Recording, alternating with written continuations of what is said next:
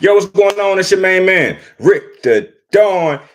Hey, what's going on, y'all? Missed y'all. It's been a little while. I've been working so hard off the screen, but I'm back. What's up? So, tonight I finally caught up with Married at First Sight. I know I'm a little a day behind, but I want to talk about it before I do. This episode is brought to you by Wordy.com. That's my social media site. Also brought to you by the Really Hood Podcast. Now, the question that we're asking for this episode is, what do you rate each couple following their honeymoon? Now, I know the honeymoon is still going.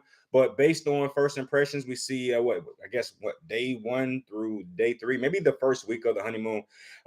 Following this episode, what do you think of each couple now that you've seen them away from family and in a isolated space? I got some views on it, and I got some opinions, and I want to share them with you. So first, I would like to talk about McKinley and Dominique. All right, so this couple, I've already said it. I don't think they're going to last. I think that they're still in the honeymoon phase. And in terms of a rating, I gave this couple a 6.5, which is fourth amongst the five couples that we have here. So I ranked them fourth amongst the five couples with a 6.5 rating. And why? I thought that their connection was very surface level, very flirty. And that is not hard to do when you first meet somebody. When you're just meeting someone within the first couple of weeks, it's very easy to flirt around and, kind of joke around and stuff like that. I saw a lot of clips of them in the bed, kind of flirting in the pool, still having that teenage banter. And I did not think that they unraveled or uncovered any serious situations or topics within their relationship. The fact that McKinley is still living with other people, that might have been something to talk about. The fact that Dominique has this like male complex would have been pretty interesting to unravel. Like, hey, so like, what's your story? I know that you tend to take on all these male dominant things. Do you have some kind of thing? Are you trying to prove something? Were you ever in a space where you didn't feel as if you were respected as a woman? Like, I feel like some of those conversations haven't been had, and I think they're great conversations because, uh, you know, especially with Dominique, that's a great part of her personality. I mean, how many times since the episode, or I should say, since the season started, has she talked about doing these manly things as if she did, she's expecting someone to pat on the back and say, "Hey, you are a fisherman." It's like that. And while I do personally admire that type of mindset, yeah, I could do anything regardless of my gender, weight, height, sex, race, whatever. I do admire that. But it is something that continues to come up, and I'm wondering why McKinley hasn't really dove into it. And I think it's because he doesn't really want to rock the boat too much. So I thought that their connection was still very surface level. What did you think? Did you think they had a show some promise? I thought it was I didn't get any red flags, but to me it just contributed to what I already feel like is going to happen once they get into the real world. Things are going to get serious, and I'm not sure they're going to be able to handle that because they haven't really built any foundation or even started to work on the foundation. All right, the next couple I want to talk about is Christopher and Nicole. I rated this couple a 7.5, which is second amongst the five couples. I rated them a 7.5 because I felt like they did a lot of work. Well, first off, before they even got to the honeymoon, they talked about personal things, about Nicole feeling neglected from her past relationship. Christopher also having some things that he wanted to voice, or he did voice, about his prior relationships. I think that is the fundamental recipe for creating a long-lasting relationship on this type of show. You have to get in early and fast and talk about those really hard to talk about topics. And I felt like Christopher and Nicole not only did that before, but they continue to do it. And I believe that when they do arise at some type of hiccup or problem in their relationship, they're going to be okay. They're going to be able to weather it, I think. Now, just for housekeeping's sake, I did say that this couple would get a divorce on my pre-season episode where I kind of gave my preliminary picks. I still think that despite them both being very, very nice, I feel like they're not being their true selves. I think Christopher, for one, is afraid to be his true self because he just doesn't want to offend. And I feel like Nicole is also not afraid, but more or less hiding her true self. I think just as jovial and happy as she is or can be, when she's upset, I think it's going to be just as bad. Now, we saw something in this episode where Christopher did push back on Nicole for the first time, in my personal opinion. And I think she was talking about when she was younger, drunk Nicole or party Nicole or whatever the name was. And Christopher pretty much put it out there like, hey, I wouldn't be able to handle that version of you if that was who you are, because I don't take that kind of treatment from people or from women. And we heard Christopher say that, and I would say that it was good to hear him push back. And I was happy that to see that she didn't get offended by that. She was like, "Oh yeah, you're right. Well, I will never do that now." So that was kind of cool. So I gave them a 7.5 because I felt like they did some of the hard work prior to this episode, but they continued the work. And not only that, they have very, very strong sexual chemistry. I am very anxious to see how their dynamic changes once they finally consummate the marriage. Not because I'm a perv or anything, but because I'm seriously, I want to get that part out of the way, because after that happens, you usually see what the couple's going to be for the next 20 years. Once you get the sex out the way, it's like, all right, that's out of there. That's gone now. What are you now? Can you sustain love and passion, your relationship past the sex? Because I feel like a lot of these couples are going to get a rude awakening once that happens. And based on this episode, no one's had sex. I don't think, unless they're doing it in private and they're not exposing it to the camera or to the film crew. No one's really talked about it or divulged about their sexual relations. They've talked about sex, but not whether or not they've engaged in it. And I think that this couple, I can't wait to see. I think because Nicole is so sexually charged, I know that sex is going to be very, very important to her. And as of this moment, Christopher hasn't shown me any inkling that he enjoys the sexual process at all. I'm not trying to be funny, but I just don't see it. But then again, he could be like an absolute tiger animal. So I'm like I said, I am kind of curious to see how their dynamic shifts after that. The next couple is Eris and Jasmine. And for this couple, I gave them a 7, which ranks third amongst the 5 couples for me. I gave them a 7 because they did have some very, very, dare I say, deep conversations. Very similar to what we've seen before. Eris is continuing to put his foot in his mouth. I thought he did some things or said some things that were pretty redeeming this episode.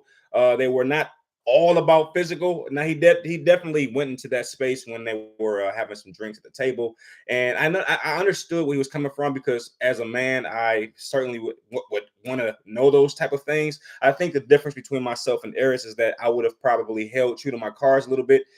This is probably a week or two of knowing this individual, and immediately you're talking about sex. Now, speaking of sex, this couple, especially, even more so than Christopher and Nicole, I really want to see the dynamic after that is out the way, because I am getting the impression that Eris is all about sex. That's pretty much all he is. He reveals to Jasmine that he's never been in love, and I know this kind of guy, and I've probably even been this type of guy at one point in my life. I guess the big difference is, when I was this type of guy, I was like 19. He's 39.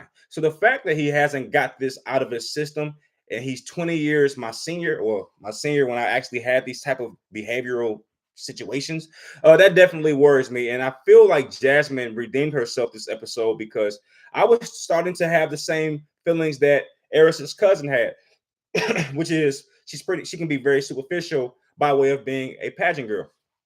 But this episode showed me that no, she's a decent person. And she even pointed out that in her past relationships, she's usually the one who ends it. I'm not sure if that's true. I feel like everybody says that, but the reality is a little bit different. But she definitely redeemed some things for me and showed me that she's a decent person. I like the fact that when Eris is trying to spark up these sexual conversations, I love how Jasmine deflects that, because I guess she's putting out there that she's a lady. And, to each his own, but I'm going to argue that a lady probably doesn't divulge their sexual history, their sexual fantasies for a national audience. I'm just going to take a wild guess. Look, I'm not going to be the one to judge. I'm just saying that I don't think that, if I'm being unbiased, I'm going to argue that a lady, if we're looking at that term in particular, a lady is going to act ladylike. And I'm going to argue that ladies, all right, not even women, just ladies, don't necessarily divulge that information to an entire audience. I'm talking about millions of people watching this show. She wouldn't do that. And I like how she pushed back against Eris and didn't necessarily divulge the information. He was definitely caught off guard, and you can tell that he took that as a challenge. Like, okay, now I have to really twist the knob and just really get her to expose who she really is. I'm going to speak for Eris in saying that he thinks that she has a inner freak. Okay, he thinks that she's actually putting on, she's not being her true self, and that in actuality she is very sexual. But again, I don't know if he understands this. She certainly doesn't want everyone to know that. At least that's how it came across to me. I would even argue that once that time comes about when they indulge in sexual activity, she's not going to be the one to tell either the film crew or the other castmates. I think it's going to be him. And again, I believe that this type of mindset where you have to spread all your business is a very youthful and immature mindset. And this is what worries me about Eris and Jasmine. Now, initially, I thought that they would stay married, but I think at this particular point, he's not showing me that he's a husband. He's showing me that he's a kid in a 39-year-old man's body. That's what I'm getting from Eris, unfortunately. All right, the next couple is Clint and Gina. And I rated this couple's honeymoon chemistry a 5 out of 10, which ranks last, fifth place amongst the 5 couples. Look, let's just get it out the way. We all know what went down, and Gina is not attracted to Clint. And not only that, she was very, very upfront about it. And that's a good question I want to ask. Do you think Gina was a little disrespectful? Was she a little rude to Clint by divulging that information about Clint? And as Clint pointed out, it's still pretty early. I feel like, Clint, I kind of felt that when Clint said it, he was just like, yo, you're already telling me you don't think I'm attractive. And what is it, like week 2? And then Gina tried to save face by saying, I've been with other people before that I'm not necessarily physically attracted to. And, sometimes that type of physical attraction can grow. But it just wasn't enough for Clint because she had already dug the knife in too deep. She said that she's not attracted to gingers. Okay. And that is what Clint is. So no matter how you try to round it out, at the end of the day, you're telling Clint to his face that you're not attracted to him. And for a man, it's not as much of a deal breaker as it might be if a male told a female that she wasn't attractive to him.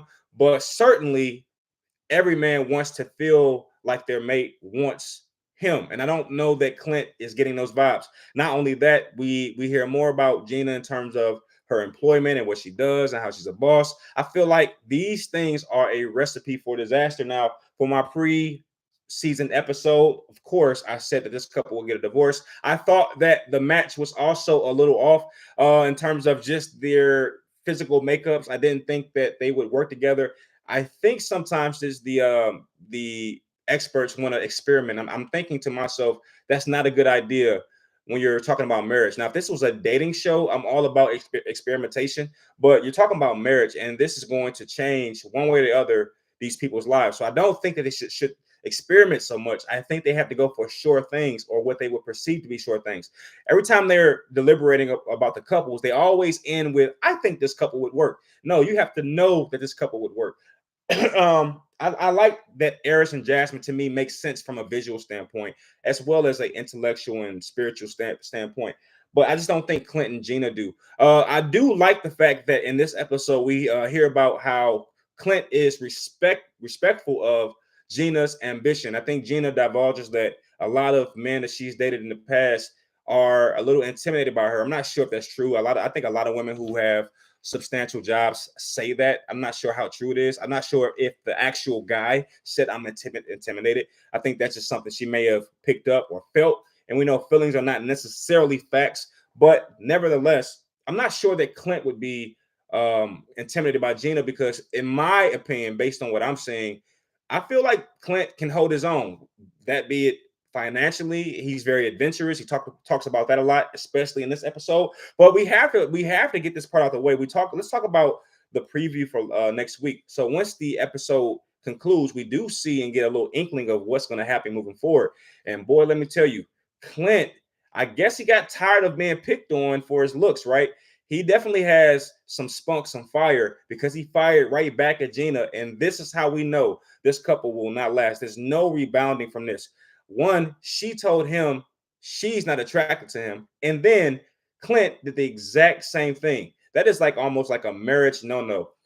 When one person takes a dig, it's always a bad sign when the other couple does the same, or the other spouse does the exact same thing. Well, I don't like this about you. Well, I don't like, it's never going to work. And, usually couples who have those type of debates, they've already built a foundation via dating, right? And being with each other for some time. This couple was brand new and fresh. So they're already taking those type of shots at each other. There's no way that this couple lasts. But I think Clint said that he is used to a smaller woman or what have you. And Gina is, a little fuller. I think she's beautiful personally, but I know I'll even go on record and saying I think that Clint is a handsome gentleman. I don't think he's like busted from the floor up. I think that she has high standards. And one thing I dislike about this show is when people come on the show with these very superficial and high standards. And it's like, hey, if you have such high standards, then why haven't you found this person yet? Maybe these high standards are not necessarily the best for you to pursue. But I think that if Clint and Gina were able to put away their superficialness, I think they would actually work. But that's just not going to happen because these are not robots. You can't just turn that switch off. This is who these people are, and they're both a little older, so they're not going to change anytime soon. And I think this couple was pretty much done for. All right, the last couple I want to talk about is Shaquille and Kirsten. Now, I did not think I would be saying this, but I gave them a 9 out of 10. I ranked them first amongst all of the couples on the season, and I cannot tell you that I expected that. First off, I just expected this couple to have a lot of friction on the honeymoon because they missed the first day due to Shaquille having to do the whole research thing. So I thought that Kirsten would certainly, boo-boo it up, start whining, acting real spoiled, and just have an attitude the entire trip. But it was the exact opposite. They arrived very happy. When they first walk into their hotel room, they're showing a lot of chemistry. One thing about this couple that I think is very, very powerful is the fact that they communicate very well. I really credit that to Shaquille. Shaquille has certainly exceeded my expectations in terms of the way that he communicates. You heard Kirsten tell Shaquille the death statement, which is she wasn't physically attracted to him. But you see the difference between Shaquille and Clint. I guess you can say that Shaquille was able to understand that she has a type and that this is a stranger-based concept and this marriage is essentially arranged and that you might not be attracted to the person. And unlike Clint, Shaquille, what he does when he hears that information, and I think he said it before she said it, I'm not sure exactly, but the point is, Shaquille reassured Kirsten that he was actually physically attracted to her, and I think that is what is going to save this marriage. Now, if Shaquille would have came right back like, hey, I'll be honest with you, you're not really my type either. That could have went bad, but I'm just gonna be honest and say I think it would have worked because I think Kirsten is so used to people telling her how good she looks that if Shaquille would have pushed back a little bit, well, I'm not, I'll be honest with you, I didn't really know if I was attracted to you either. I think that would have humbled her and maybe even got him some points with this type of person. All right, she's someone who probably hears how good she looks on a daily basis, and I think something like that would have certainly humbled her, but we just don't know for sure. But I think that this couple certainly showed great progress and growth. And I'll point you to a scene where I got this idea from. When they're sitting in the hammock, I'm not sure if it's a chair or a hammock, but when they're sitting there, they're having the most original conversation. And Kirsten even points out to Shaquille, the way that I like to talk is not in a interview like style. Like I don't want to be asked question after question after question. And I really enjoy how Shaquille responded to that because he was having the most dynamic and free-flowing conversation he could possibly have with Kirsten. And I think that free-flowing conversation is what made her open up about the style of talking she doesn't like. She felt comfortable enough with Shaquille to point out what she doesn't like. And I think she even said that he was doing it at one point after the ceremony, the marriage ceremony. So I like that. And they talked a lot about each other's feelings. And to my surprise, Kirsten said that he was handsome at one point. She talked about the fact that she liked the way that he was growing on her. Now we got to talk about the puniness that a lot of the guys showed on this episode, and I'm pointing to McKinley. Was it McKinley? I want to say, yeah, it was McKinley who didn't want to go too far out in the water. I don't like swimming either, but my wife and I went on our honeymoon to no, it wasn't a honeymoon. It was just a trip before we had our children. We went to Jamaica. So that little water thing they were on, we went on that exact same thing. And yes, we had an instructor who took care of everything for us. But it was very like crazy to see McKinley not want to go that far. So I was like, come on, man. And then of course Dominique, she was cool with it. So I was like, come on, guys, y'all making us look bad. And then it doesn't help that Shaquille had the exact same reaction on the ATVs.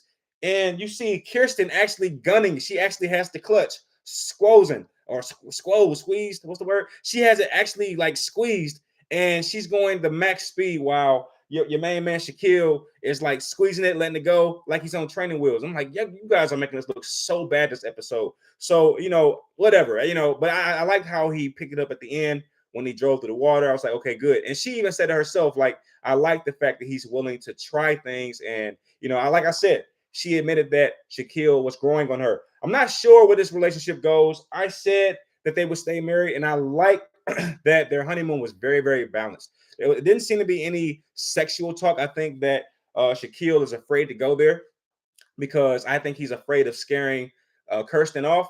So he's not willing. He's not taking any risk right now. That's what I get. I've been in those type of relationships where the girl to me is very, very attractive, and I don't act like myself. I don't say and do the same things I would normally do with a girl that I was moderately attracted to, because I don't want to run her off. And I feel like that is the phase that Shaquille is in. He doesn't want to scare her off because Kirsten seems to be very surface level. No disrespect, of course. She seems to be someone who is very wishy-washy, and I think she would admit. She even said earlier, maybe episode 1 or 2, that she's very picky.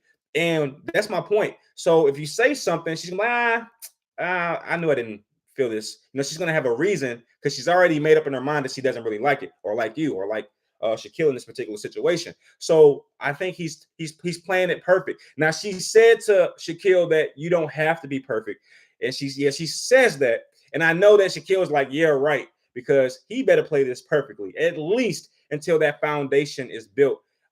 They did talk about connection and kissing and stuff like that. Even, Kirsten even asked Shaquille, are you afraid to kiss me? And, he didn't say no. He was supposed to say, no, I'm not afraid to kiss you. In fact, I felt like she gave him the alley-oop, like, hey, now's the time to kiss me if you're not afraid.